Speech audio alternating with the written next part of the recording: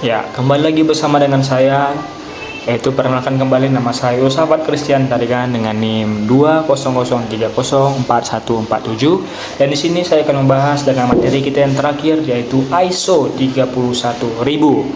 Nah, dan mungkin banyak yang tidak tahu apa itu ISO 31000, maka di sini saya akan menjelaskan apa itu ISO 31000.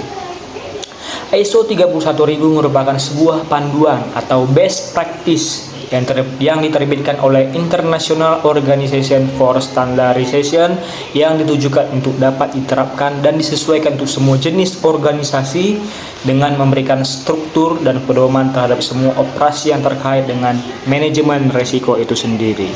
Adapun tujuan dibentuknya ISO 31000 ini yaitu untuk membantu organisasi mencapai tujuan organisasi dengan dapat mengidentifikasi peluang serta ancaman, serta secara efektif dapat menggunakan sumber daya yang ada untuk menangani risiko itu sendiri. Maka penerapan ISO 31000 itu diterapkan pada di suatu organisasi untuk membandingkan praktik manajemen risiko terhadap tolak ukur yang diakui secara internasional. Maka rincian ISO 31000 ini digunakan di saat ada 3 tahapan. Yang pertama yaitu menciptakan rencana dan aktivitas, di mana ISO 31000 menuntut dibentuknya program manajemen risiko yang rutin dan berkala. Yang kedua itu ada mengimplementasikan rencana tersebut. Jadi sudah diciptakan rencana, maka di ISO 31000 itu maka kita harus mengimplementasikan rencana tersebut, di mana ISO 31000 itu menuntutkan untuk implementasi dari perencanaan dan proses manajemen risiko. Maka standar ISO 31000 menyediakan panduan untuk mengimplementasikan atas setiap rencana-rencana yang sudah disusun tersebut. Kemudian yang ketiga yaitu setelah dilaksanakan, maka rencana tersebut harus diawasi dan dievaluasi. Maka ISO 31000 juga menuntun sebuah organisasi untuk mereview kembali atau memonitor program manajemen risiko yang telah dilakukannya. Maka standar menuntun organisasi melalui proses review tersebut. Review proses meliputi akuntabilitas, kerangka kerja, dan pengintegrasian dari suatu aktivitas perencanaan, proses dan analisis, dan serta solusi untuk mengurangi resiko dari organisasi. Maka ada juga dalam prinsip-prinsip dalam ISO 31000. Setelah kita jalankan, maka kita juga memakai prinsip-prinsip yang harus dijalankan dalam ISO 31000 itu. Adapun prinsip-prinsip dari ISO 31000 tersebut, yang pertama yaitu manajemen risiko menciptakan nilai tambah atau creates value, di mana manajemen risiko berkontribusi terhadap pencapaian nyata objektif dan peningkatan, di mana antara lain kesehatan dan keselamatan manusia dan juga kepatuhan terhadap hukum dan peraturan. Yang kedua itu ada manajemen risiko adalah bagian dari integral proses dalam organisasi, atau dalam bahasa Inggrisnya itu an integral part of organization process.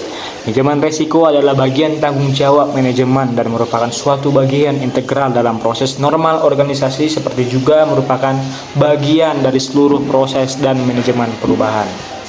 Kemudian yang ketiga, manajemen risiko itu sendiri merupakan bagian dari pengambilan keputusan atau part of decision making, di mana manajemen risiko membantu mengambil keputusan dengan informasi yang cukup.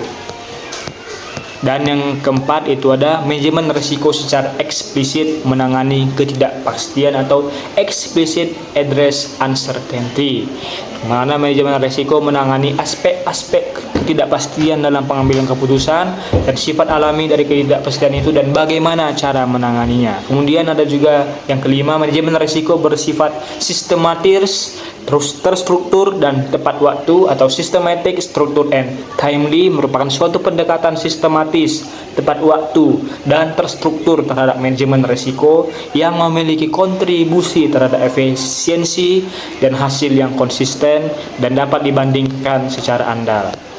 Kemudian ada juga yang keenam, manajemen risiko berdasarkan informasi yang terkait atau based on the best available information, merupakan masukan untuk proses penguatan risiko didasarkan oleh sumber-sumber informasi seperti pengalaman, umpan balik, pengamatan, perakiraan, dan pertimbangan pakar.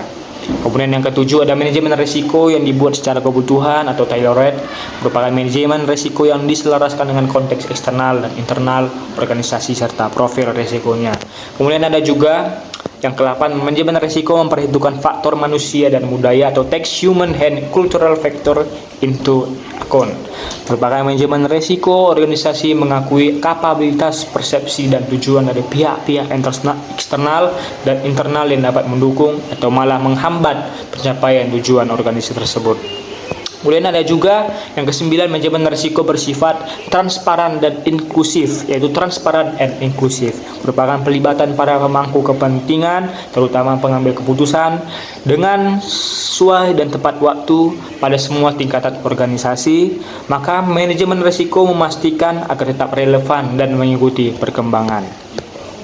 Kemudian yang ke-10 ada manajemen risiko bersifat dinamis, iteratif dan responsif terhadap perubahan atau dynamic, interaktif dan responsif to change. Dan yang 11 ada manajemen risiko memfasilitasi perbaikan dan perkembangan berkelanjutan organisasi atau facilitate continual improvement and enhancement of the organization. Oke, dan yang terakhir itu merupakan yang terakhir, yaitu manajemen risiko memfasilitasi perbaikan dan pengembangan berkelanjutan organisasi. Baik, berikut terima kasih buat teman-teman yang sudah menonton video ini, mulai dari materi yang pertama, kedua, ketiga, keempat, kelima, sampai yang terakhir yaitu keenam, yaitu kita membahas tentang prinsip ISO 31000 ya.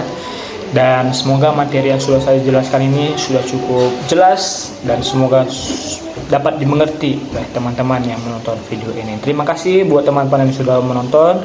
Kita sampai jumpa di video-video yang selanjutnya dan terima kasih.